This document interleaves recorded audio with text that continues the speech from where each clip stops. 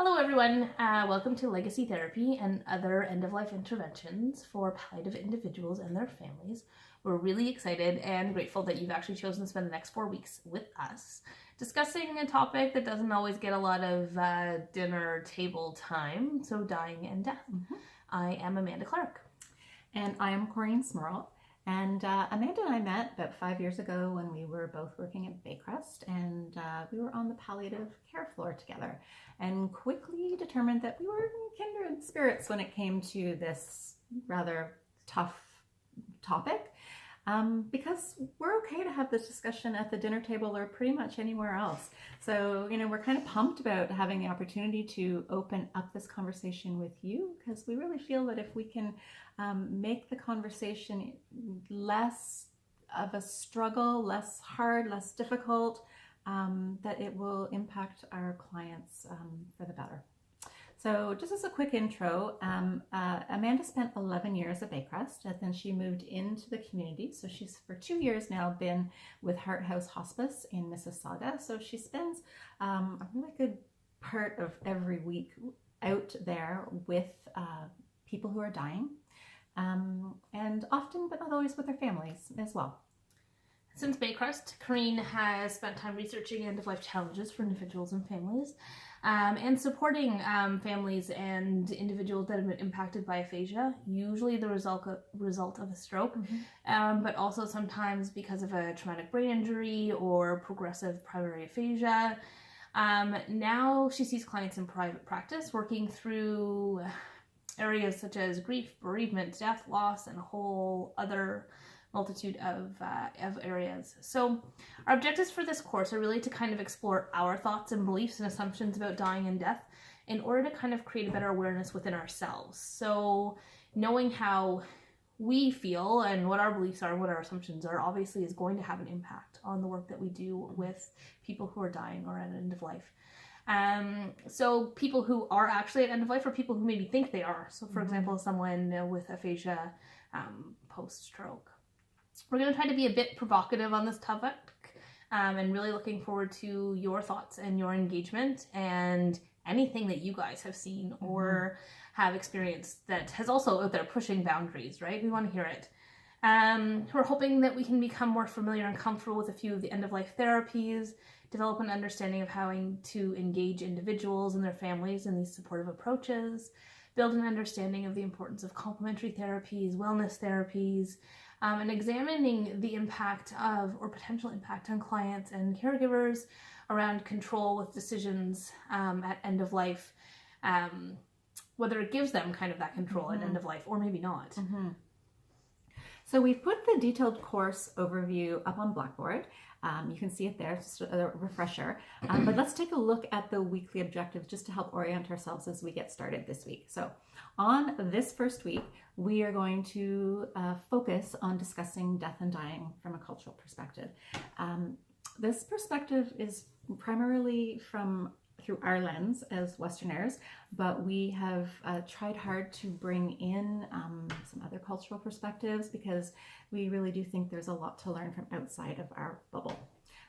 We wanted to start with an in-depth look at this topic because we really think that if we as healthcare providers don't analyze our own thoughts on dying and death, if we don't develop a really keen sense of self-awareness on where we stand on the topic and how we feel about it sort of viscerally, then our clients will be impacted.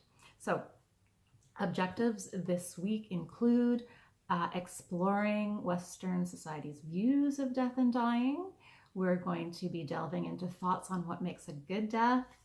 Is there a right way to die?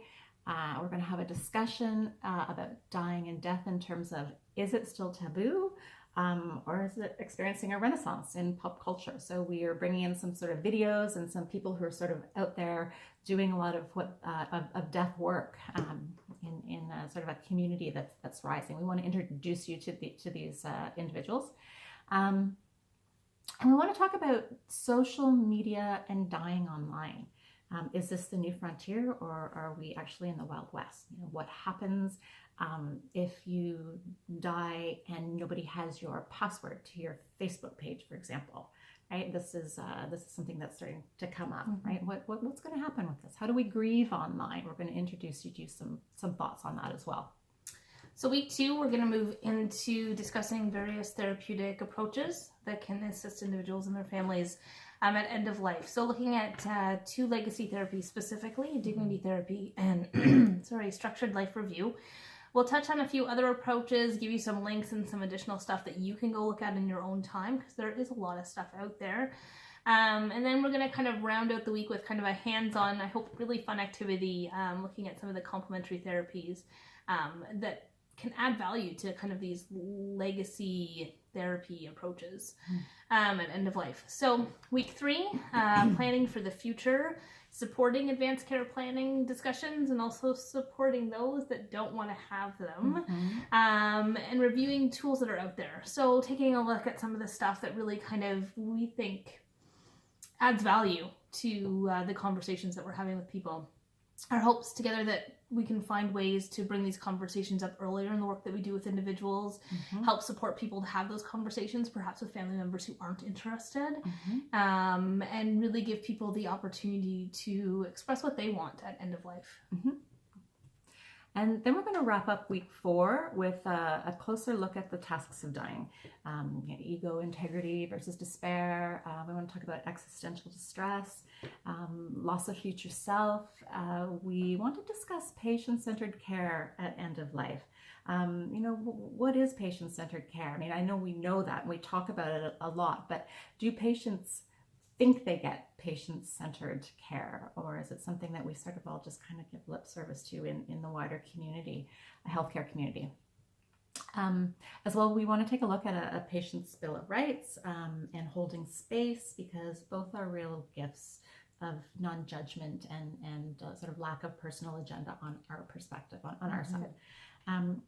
So throughout these 4 weeks, we are going to have PowerPoint presentations for you. We are going to have videos for you to watch and articles for you to read. And sort of just as an interjection at this point, because videos and articles are embedded in the PowerPoint presentation, you're just going to need to be online to watch them. So we're also going to have, discussion topics for you. We want to give you some things to think about and, really try to mine some of the wisdom that you have as well. So again, we're trying to open up a real community online here, and so that, all we can benefit as well as your fellow workshop colleagues. There's lots of wisdom here.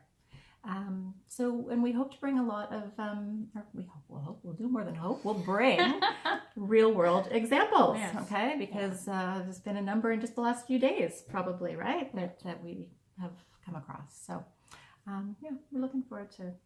Yeah, it's going to be exciting, we hope. So we're going to be monitoring the discussion boards, as we go along. And every day we're going to be kind of popping in and out, but we wanted to also have kind of set times that we were going to be on Blackboard, just in case there were specific examples or people wanted to actually connect with us live. So Mondays, I think I'm going to try 8 to 9:30 p.m. Crean's going to try Thursdays 5 to 7. 5:30 to 7, that's right. 7. Which means that those times will be online and actively engaged in the discussion boards. Yeah. But as we said, we're going to be in there checking on a daily basis, helping kind of facilitate conversation, because we think the way this is going to be the best it can be is with engagement. So we're kind of all about engagement.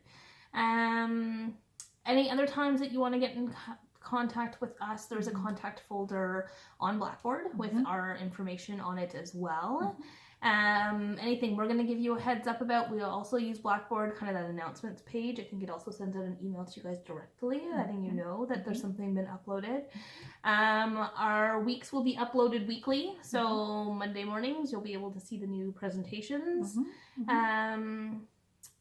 And yes, Crean already talked about the fact that you had to be on the internet. We've done our audio for the PowerPoint presentation per slide. So it's great in that you can listen to us talk, watch the videos. We did try to throw in a lot of videos. So there's watch the videos and then kind of click to the next slide. And then always having to make sure that you click on the little speaker audio icon on the PowerPoint presentation so that you'll hear us continue on with the rest of the presentation. And I think that's it. Thank you for joining us. We're super excited. Yeah, so head on over now to the PowerPoint presentation for week 1, and we'll see you over there. Let's get started. Bye. Thanks.